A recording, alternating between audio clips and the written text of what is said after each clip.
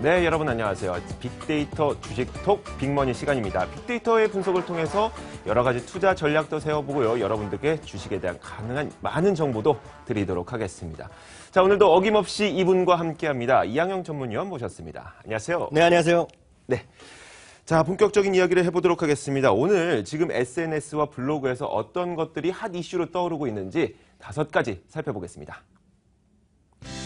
자, 먼저 1위로는 원익 IPS가 눈에 띄고요. 2위에는 SK 하이닉스 역시 계속해서 눈에 띄고 있습니다.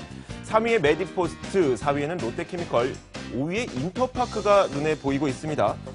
자, 이 얘기부터 한번 해보도록 하죠. 자, 인터파크. 지금 3일 연속 상승세를 보여주고 있고 여행 상품 매출이 좋다는 이야기가 들려오도록 있더라고요. 네, 실제로 보면 인터파크가 주가가 작년 하반기 이후에 주가가 급등했는데요. 올해 초에 약간 시너하더니 다시 올라가고 있는데요. 주요한 이슈 몇 가지가 있겠습니다. 가장 중요한 것은 인터파크 INT라고 자회사가 이번에 상장을 하는 게 첫 번째가 있어 보이고요. 두 번째는 보다 중요한 것은 중국의 알리바바가 이제 미국에 입성을 하거든요. 나스닥에 이번에 상반기에 들어가는데 시가총액이 1,000억 정도로 예상하고 있습니다. 네. 1,000억 달러로요. 그만큼 시장에서 큰 관심을 모으고 있으니까 그런 관점에서 우리나라 시장에 어떤 것이 있느냐 그런 쪽에서 인터파크가 일단 눈에 띄는 것 같고요. 또 하나는 면세점 사업에 작년 연말에 사업을 인터파크 INT를 통해서 면세점 사업에 진출한 것이 나왔는데요. 오프라인 면세점이 중요한 것이 아니라 일단 인터넷 면세점 진출 가능성까지 얘기가 되고 있다. 바로 이것이 키포인트가 아닌가 싶네요. 작년 말에도 많이 올랐지만요. 올해 내내 관심주로 더라도 손색이 없을 것 같다는 생각 다시 한번 확인드릴 수 있습니다. 네, 올해 이제 중국의 관광객들도 굉장히 많이 찾아 들어올 것 같고 여기에 따른 수혜도 인터파크까지 원래 좋아하시는 이 기업은 호텔신라잖아요. 호텔신라도 여전히 잘 갈 거라고 생각하고 인터파크도 마찬가지입니다. 네, 알겠습니다. 자, 다음이 바로 원익 IPS예요. 이 원익 IPS가 요즘 마이크론 테크놀로지 미국에서 잘 나가고 있고 우리나라에서는 SK 하이닉스 굉장히 잘 나가고 있고 그렇다 보니까 반도체 관련 업종으로 원익 IPS도 함께 각광을 받고 있는 것 같습니다. 자, 어떻습니까? 지금 원익 IPS 지금 들어가도 될까요? 주가는 좀 많이 오른 것이 사실인데요. 제가 이제 자주 쓰이는 표현인데요. 수많은 주식 하다 보면 이제 재료라는 게 있는데요. 가장 재료 중에 가장 확실한 것은 흑자 전환이 재료가 최고입니다. 그러니까 적자가 3분기 연속하다가 작년 3분기에 조금 흑자 전환했고요. 작년 4분기 좀 제법 했을 것이고 올해 이제 엄청난 흑자, 이제 대박이라는 표현이 나오죠. 요즘 어디나 쓰니까요. 정말 대박 흑자가 나올 가능성이 큰데요. 더욱더 중요한 것이 있습니다. 이런 흑자뿐만 아니라요. 작년 4분기 12월 20며칠 날 공시가 나왔는데요. 삼성전자랑 삼성디스플레이가요.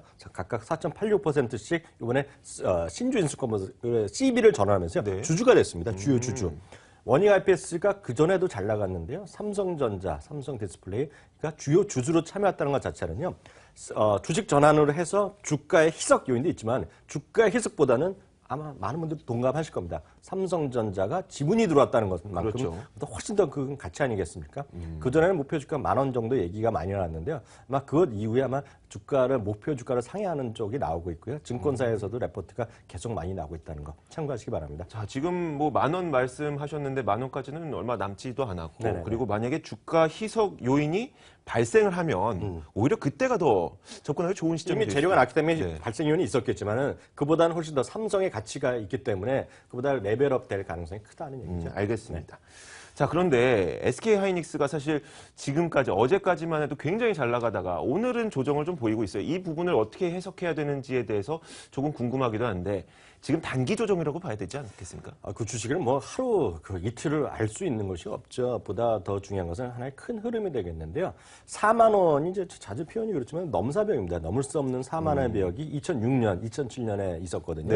2002년에 정말 제대로 43,000원, 4만 원 넘은 적이 있었는데요. 그 이후에 가본 적이 없는 것이 4만 원대의 가격대입니다. 늘 말씀드리고 똑같은 반복스러운 말씀드려서 오히려 죄송할 뿐인데요. 스마트 기기 엄청나게 올해 더 많이 팔릴 겁니다. 우리나라 자꾸 부진하다 생각하는데요.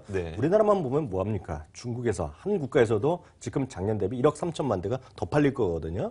근데 문제는 스마트 기기 안에 들어간 스마트폰이나 태블릿 PC 안에 들어가는 모바일 DRAM 쪽으로 보면요. 올해 들어서 신증설이 하나도 없습니다. 그러니까 계속 더 팔릴 수밖에 없다는 거죠. 그런 관점에서 마이크론 테크놀로지, 하이닉스, 삼성전자 반도체 부분은 좋아질 수밖에 없다는 겁니다. 장기 매수 의견 분명히 들을 수 있죠. 근데 요즘 그 반도체 가격이 내려간다는 이야기가 너무 많다 보니까 그런 부분은 좀 부담스럽던데 어떻습니까? 뭐 단기적으로 주가는 흐르는 일찍이 그 반도체 가격도 생물이죠. 살아있는 네. 생물이기 때문에 움직임이 있을 것인데요. 장기적으로 보셔야죠, 주식을. 하루 아침에 볼 수 없고. 앞서 기고만장 기자에서 한 분이 나오실 그런 이야기 하셨잖아요. 뭐 그 침대 밑에 묻어둔다는 네. 얘기인데요. 하이닉스 작년 초에 사신 분이 지금 수익이 30% 났겠죠. 그렇죠. 그렇게 이해하시면 될 것 같아요. 알겠습니다.